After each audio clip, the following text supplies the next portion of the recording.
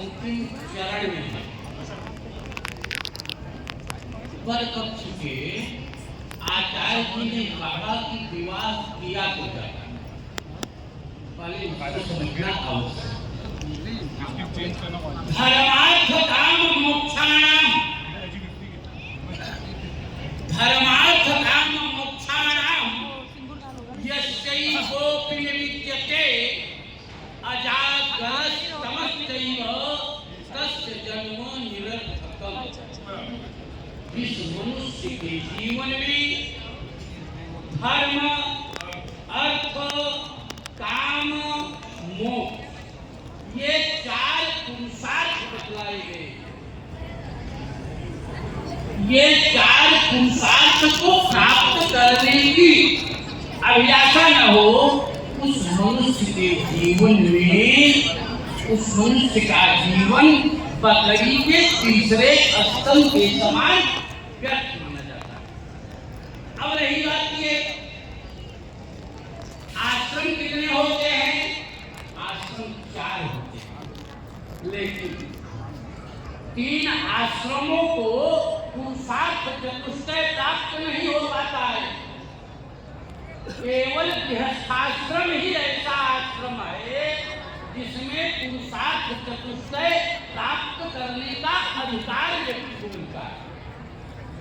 और वही अधिकार प्राप्त करने के लिए कन्या वामांगी होने की व्यवस्था में ब्राह्म विवाह की विधि की जा रही है। कन्या पक्ष के आचार्य जी ने कहा कि कर्ण ऋषि की चर्चा की। कर्ण ऋषि ने शकुंतला का विवाह किया। शकुंतला का विवाह गांधर्व विवाह हुआ था, केवल अंगूठी पहना करके विवाह हुआ था। लेकिन शकुंतला के विवाह में क्या दिक्कतें आई थी आप सारे लोग जानते हैं। इसके बाद में देखिए, विवाह किससे होना ये पूर्व निर्धारित है, क्योंकि शास्त्र ये कहता है कि पूर्व जन्मार्जितम विद्या, पूर्व जन्मार्जितम वित्तम, पूर्व जन्मार्जितम नारी अग्रे अग्रे धावती।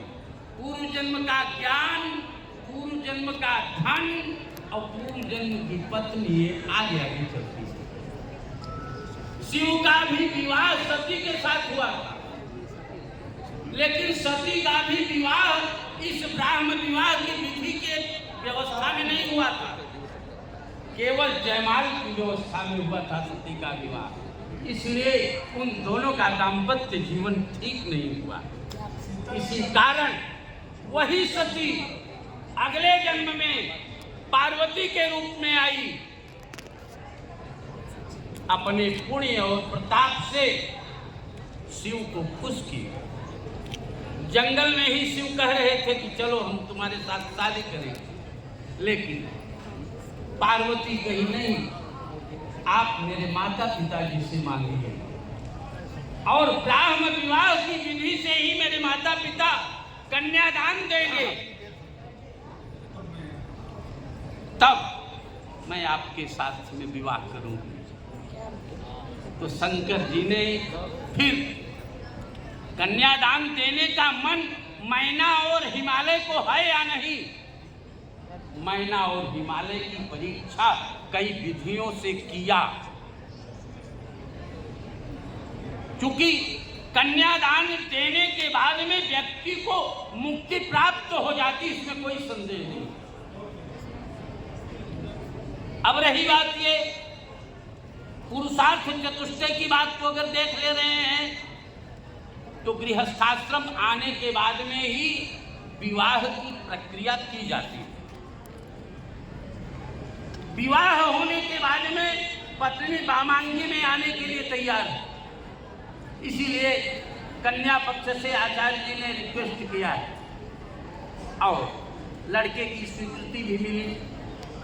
लेकिन अब बात इसमें यह है कि वामांगी जब तक नहीं आएगी तब तक संतानोत्पत्ति उत्पत्ति करने की क्षमता एक्टिवेट नहीं होती।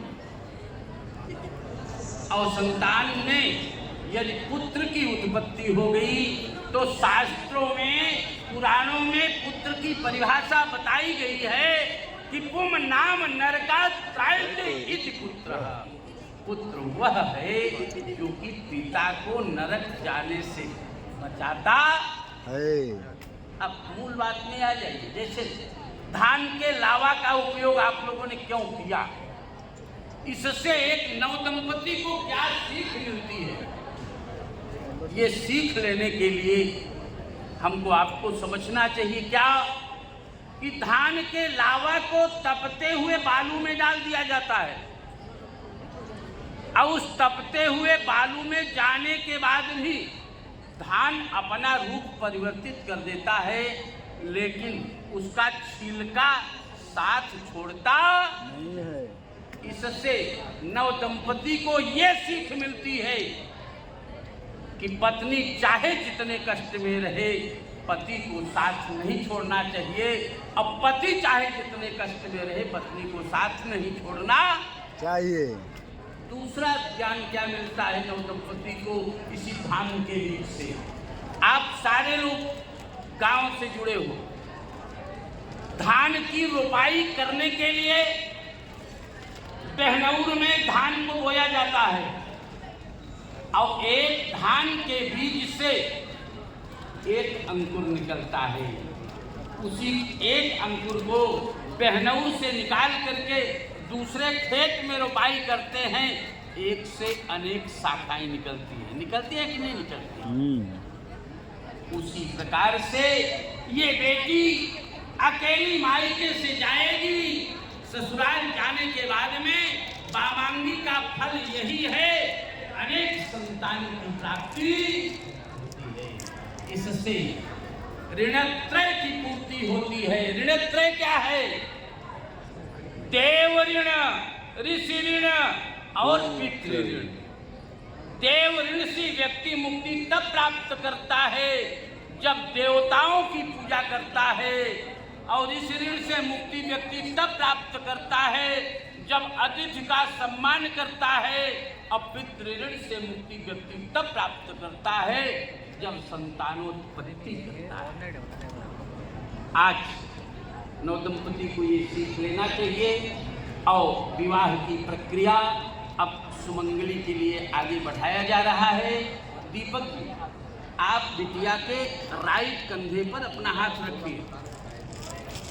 अब बोलेंगे मामा व्रते ते हृदयम दधामि, मम चित्तम अनुचित्तम ते अस्तु, मम वाच मेक मना जुखस्व, प्रजापतिर दृष्ट्वा नियुक्ता मह्यम। क्या कहा आपने, समझ में आया? समझना चाहोगे जी?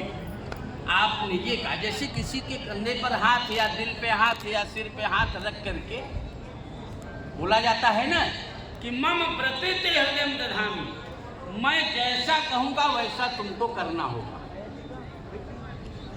मम चित्तम अनुचित्तम ते अस्तु, मेरे वाणी का तुम्हें कभी उल्लंघन नहीं करना चाहिए। मम वाच मेक मना जुखस्व, जैसे देवताओं के गुरु बृहस्पति, मेरी वाणी का तुम्हें उल्लंघन नहीं करना है, जैसे देवताओं के गुरु बृहस्पति, उसी से मैं तुम्हारा आज पहला गुरु हूँ। बोलिए यज्ञ नारायण भगवान की जय, लक्ष्मी नारायण भगवान की जय।